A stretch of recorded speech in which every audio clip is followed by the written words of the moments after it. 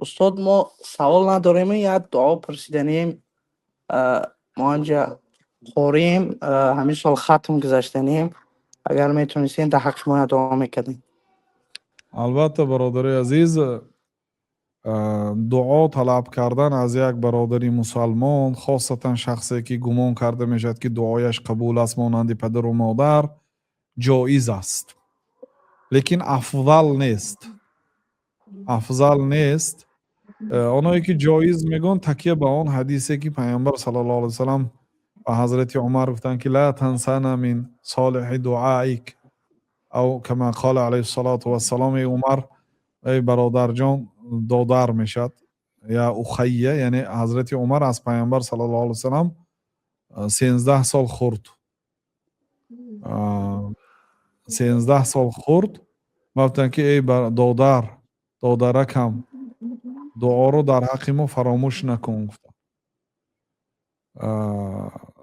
یعنی همین دلالت میکند که دعا طلب کردن اجازت است. فقط این حدیث سندش متکلمون فی، یعنی در صحتش اختلاف است.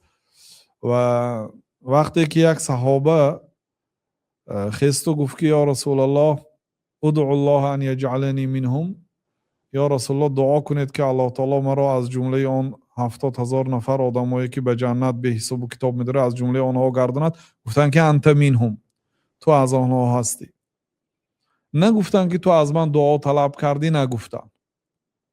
این دلالت به جایز بودنش میکنه. لیکن برای چی ابوبکر خسته همین دعا رو طلب نکردن؟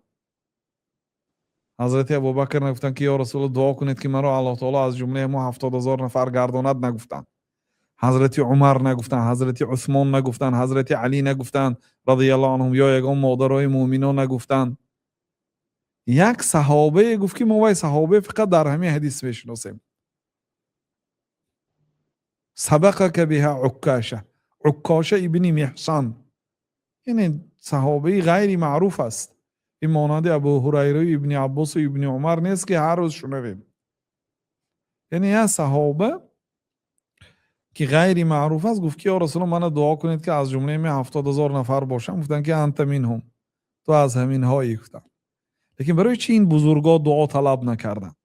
این دلالت میکند که دعا طلب کردن از بنده ها اگرچه اجازت است، نکردن افضل است تا اینکه خودتان رو دعا کنید. یگان انسان به شما مهربانتر از خودتان نیست، یعنی غیر پیغمبر صلی الله علیه وسلم و غیر اهل علم که آنها واقعا برای تمام مردم غم میخورن، میخواهند که خیلی که ابن عباس گفتن که من میخواهم که هر علمی که من دارم تمام مسلمان ها داشته باشم. امام شافعی گفتن که هر چیزی که من میدونم من میخواهم که همه مسلمان ها داشته باشن و به من نسبت نتی، یعنی نماینه امام شافعی آمیختیم نگون، فقط من همین تمنای برای مسلمان. چون که پیامبر صلی الله علیه و سلم گفتن که لا یؤمن احدکم حتی یحب لاخیه ما یحب لنفسه، یکی شما مؤمن نمیشه تا مادامی که آن چیزی که برای خودش دوست میداره برای برادرانش دوست ندارد. آدم علم دار و آدم مومن باید دوست دارد آن چیزی که برای خودش دوست می‌داره برای دیگران دوست دارد. بنابراین بزرگان میگفتن که کاش تمام مسلمان ها علمی که من دارم می‌داشتند، چون که علم همه وقت فایدهش است. همینه برای تمام مسلمان ها تمنا کردن، آرزو کردن. خب بنابراین این بود مسئله طلبی دعا کردن، یعنی گناه نیست، جایز است، خیلی که گفتیم. و مادامی که قرآن را حفظ کرده باشید خوشا به حالتان. پیامبر صلی الله علیه و سلم که اهل القرآن اهل الله و خاصته، اهل قرآن اهل الله است و از جمله خاص های الله است و از احترام الله است، از بزرگداشت احترام، از بزرگداشت الله است بزرگداشت حافظ قرآن. یعنی ما حافظ قرآن حرمت میکنیم به خاطر الله تعالی، چون که احترام حافظ قرآن این احترام الله تعالی هست. لیکن برادرایی که حافظ قرآن هست، دانشگاه ختم کردید، علم دارید، این کفایه نیست. این کفایه نیست. بعضی برادرها دانشگاه خواندین، قرآن حفظ کردین، به فکری خودشان کار میکنن باقی مونده شه. الله تعالی بهترین انسان، بهترین پیغمبرها، سیدی آنها و عالمترین مرد روی دنیا، با عقل ترین مرد روی دنیا رو میگوید که و شاورهم فی الامر، با مسلمان ها مشورت کن میگوید. یعنی در اون کارهایی که نصی صریح نیست در قرآن کریم، در حدیث پیامبر صلی الله علیه و سلم به همین مسئله توجیه مشخص نیست، نام به نام همین مسئله شما پرابلم شما در حدیث نباشد و شاورهم فی الامر، با مسلمان ها مشورت کن میگوید.